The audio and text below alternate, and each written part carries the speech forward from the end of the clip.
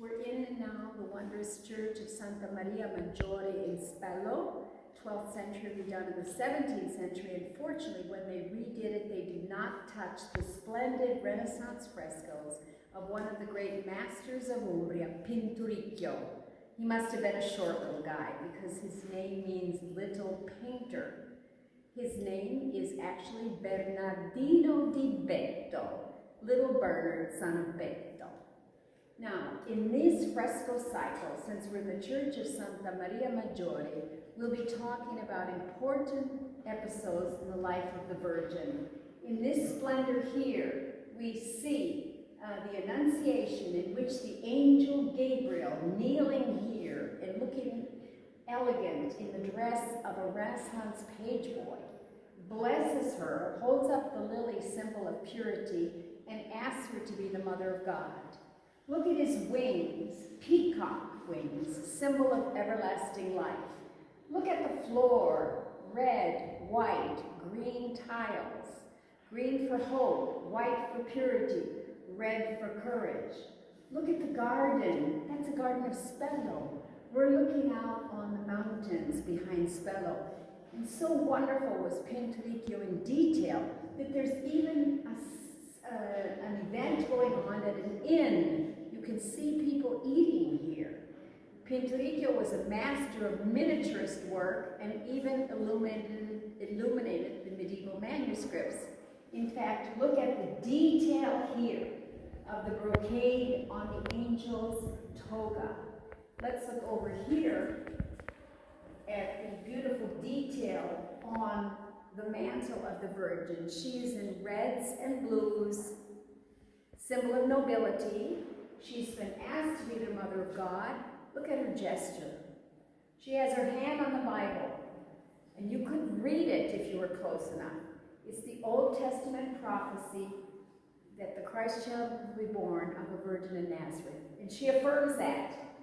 But her other gesture is, no, what? Me? She's pulling back as if in fear, because she's a simple little girl of a village being asked to be God's mother. The Holy Spirit will inspire her and flies down from the sky, sent by God the Father, up in the nimbus, the cloud, blessing, surrounded by cherubs. And we can see beautiful perspective in the lectern and in the borders of the walls.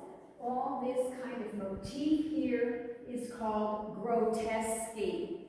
And we have grotesque motif also here in the doorway. Grotesque comes from the word grotesque. But grotesque means as in a grotto. Because when Pinturicchio, Perugino, Raphael, look at all the grotesque work, were working in Rome on papal commissions, the locals said, you should see the paintings in the grotto we found. But the grotto was the golden house of Nero. And this is very reminiscent of the decoration you might see on walls of Pompeii villas. Grotesque comes from out of a grotto. And here we have Pinturicchio's portrait, self-portrait. When we're in the Basilica of St. Francis, we don't see a self-portrait of Giotto, because at the time that Giotto frescoed, the artists were not the important masters they are in the Renaissance. This is his self-portrait. He signs it. We see another important element in the Virgin's life when she gives birth to the Christ child. Perhaps these two shepherds are portraits of a local.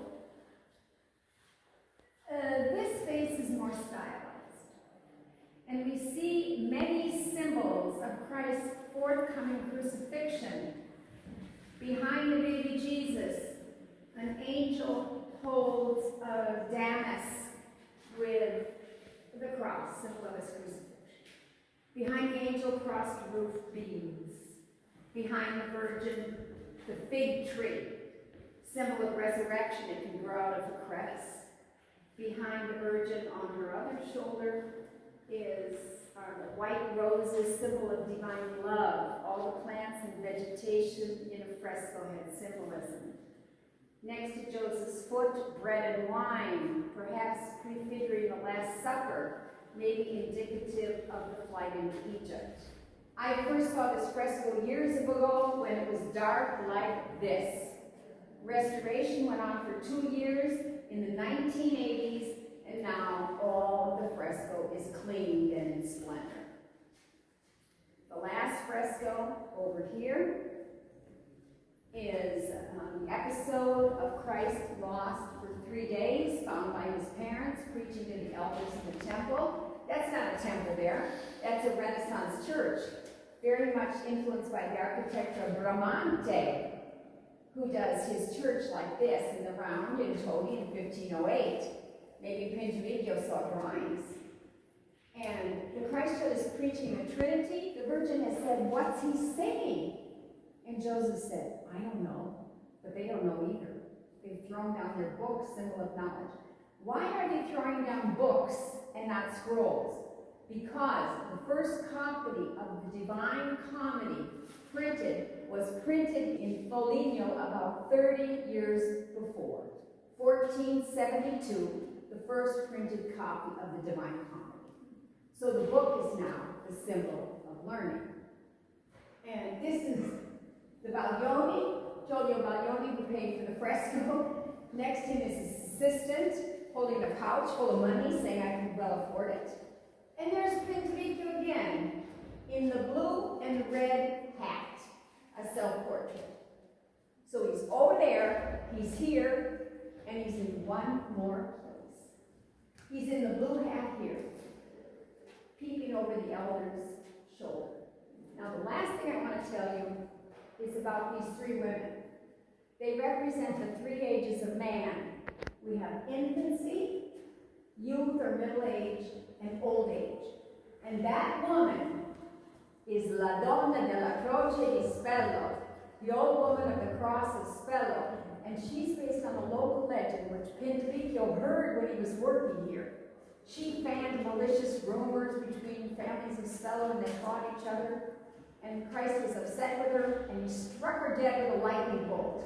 Now what's extraordinary is years ago, I was in Rome, go there many times because I studied there many years ago, and I went up to the Araceli Church, which is near the Campidoglio. And Pinturicchio fresco there, and I was so astounded. I said, "Mamma mia, there's the old hag from Spello." These 3 figures are in Rome in the Araceli Church. So here we have one of the splendors of Spello, the Baglioni Chapel, painted by Pinturicchio, started in 1501, and one of the greatest Renaissance splendors in all of Umbria. Don't miss it.